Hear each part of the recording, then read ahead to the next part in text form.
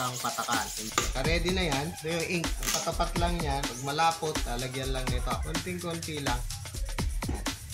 Habang tumatagal kasi ito, lumalapot, kailangan natin yung reducer. Itong reducer din na ito rin yung gagamitin panlinis pagkatapos ng ink. Haluin lang mabuti. Mas maganda yung ink pag bago, syempre. Dito sa pag-sample natin, konting-konti lang yung ilalagay. Pero pag sa actual na, ay mabaha na yan. Kaya pag malapot pa rin, lagyan ng reducer. Marami tayong design dito, ano? Tatakpan nyo ng tape yung mga hindi magagamit. Okay, ilalagyan dito, pabukad dito. Kahit yung tapat lang ang lagyan natin. Oh, yan. Pag pinasong ganyan, tutulak nyo yun. Oh, nalagyan na. Diba? Oh, kita nyo yan? Oh, nalagyan na yan. Ready to print na yan. Stop na doon. Gano'n lang. Bilis lang.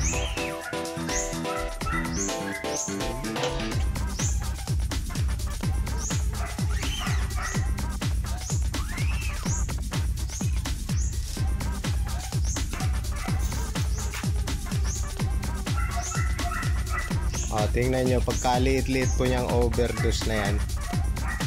Oh. Tingnan nyo po, liit-liit po niyan.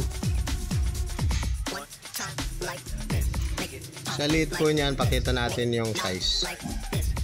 O, ayan. Pag tinignan natin yung maliliit. O, nasa 2 mm lang yung taas po niya. Pag lumatap dun sa ilalim, troubleshoot yan, pupunasin po dito sa ilalim. Linisin po yun para mawala yung mga latak niya. Ang gagawin para hindi lumampas dun sa hindi pa natin gagamitin, talagyan lang yung simple yan.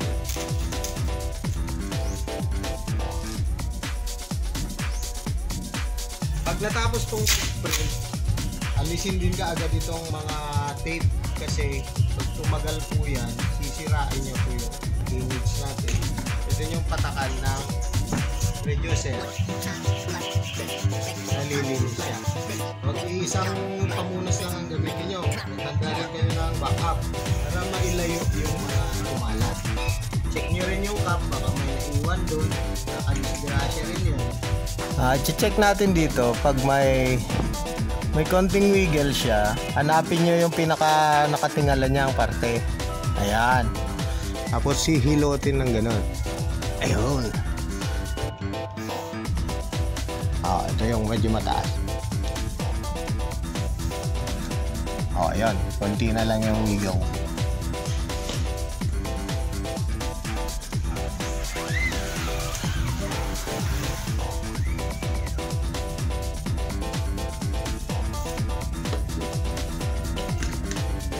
Ganun.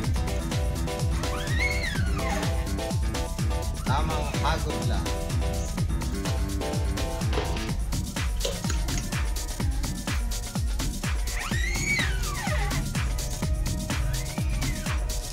Ganun po, no? Yun po yung trick natin. Tingnan natin yung outcome. Ayan, pinong-pino po yan. Okay? Ito, nadamutan dyan. Umangat.